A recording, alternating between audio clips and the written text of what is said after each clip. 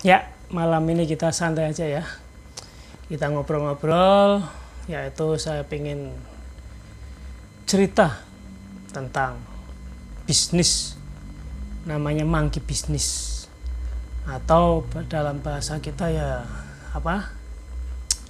Apa namanya? Oh ya, bisnis ketek katanya. Ya, monkey bisnis itu ide ceritanya adalah, ya ini bisa dianggap cerita fiktif ya, tapi mungkin ada maknanya.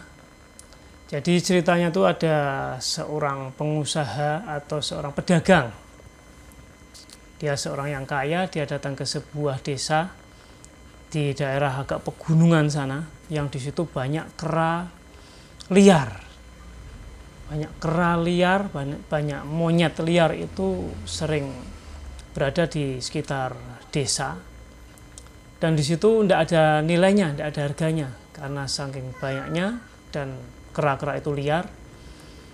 Pedagang tadi datang ke situ membuat sebuah statement atau pengumuman ya, sama orang-orang desa. Dia ngomong, siapa yang bisa menangkap kera-kera liar itu, satu kera akan saya beli dengan harga Rp1.500.000. Sontak orang-orang kampung bilang, wah ini pasti pedagang gila, dia stres.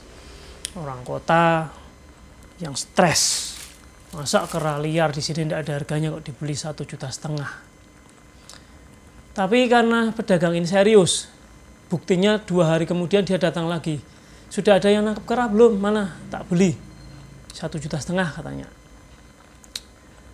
Ternyata belum. Akhirnya beberapa orang sepakat, ayo kita tangkap kera-kera itu. Dan pada hari itu ditangkap dapat 400 ekor kera.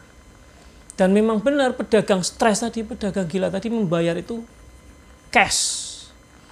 1,5 juta kali 400 ekor kera. Hitung sendiri jumlahnya ya. Ya. Seminggu kemudian pedagang itu datang lagi ke desa itu mengatakan, kalau ada yang bisa nangkepin kera lagi, saya beli 1 ekor dengan harga 3 juta rupiah. Wah, semakin gila ini pedagang ini ya. Nah, kemudian penduduk, orang-orang desa itu kemudian menangkapi kera lagi.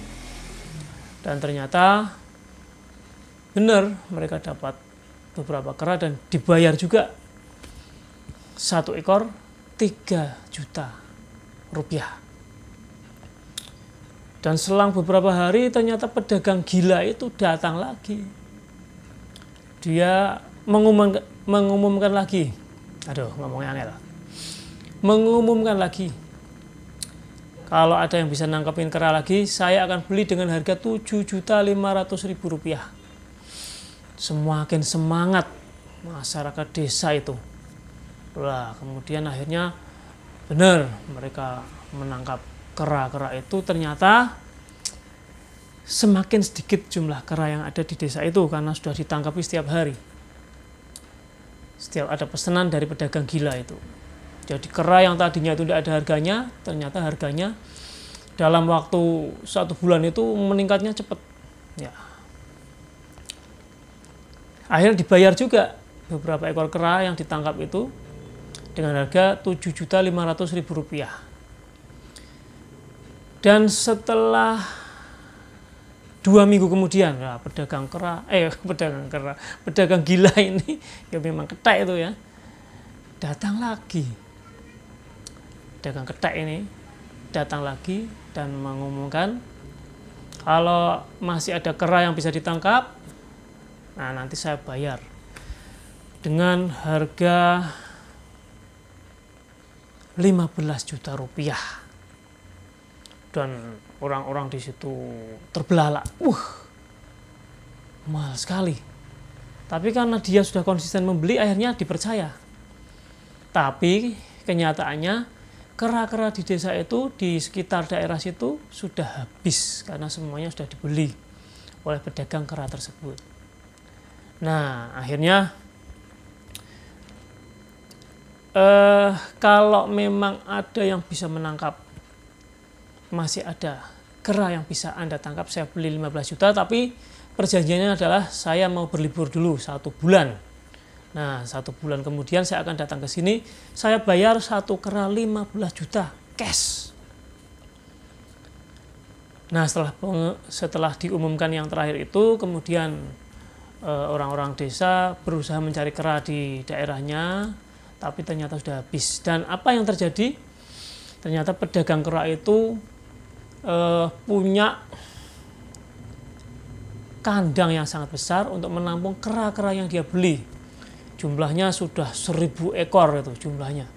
Dia simpan, dia pelihara, dia sayangi, dia kasih makan, pokoknya dipelihara sebaik mungkin. Di situ banyak karyawan. Nah, dia ngomong sama karyawannya, coba kamu datangi ke sana ya, ke desa itu, desa A itu.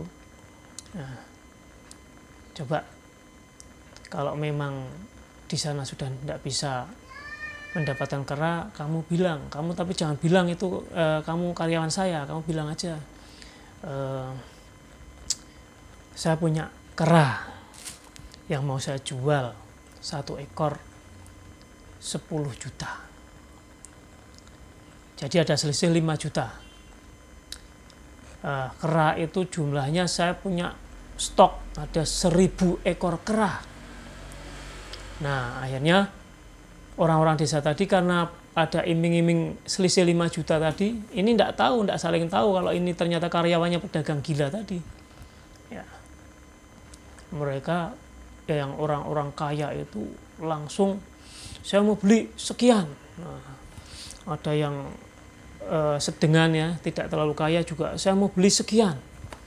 Sampai orang yang, mohon maaf, yang miskin sekalipun itu berani hutang ke lintah darat untuk membeli kera meskipun dalam jumlah yang kecil.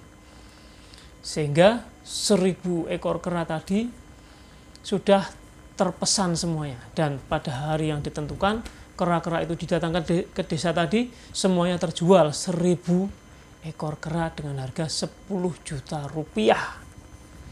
Dengan harapan orang desa tadi akan menjual seharga 15 juta rupiah kepada pedagang yang berjanji setelah berlibur 1 bulan dia akan datang, akan membeli dengan harga 15 juta rupiah, ada selisih 5 juta ya. Nah, itulah yang terjadi. Ternyata 1 bulan kemudian, hari yang dinanti-nanti, ternyata pedagang gila tadi sudah tidak datang ke desa tersebut ya. Akhirnya ya terjadi kepanikan di situ. Ternyata kok yang mau beli kok tidak jadi, padahal saya sudah menginvestasikan sekian ratus juta.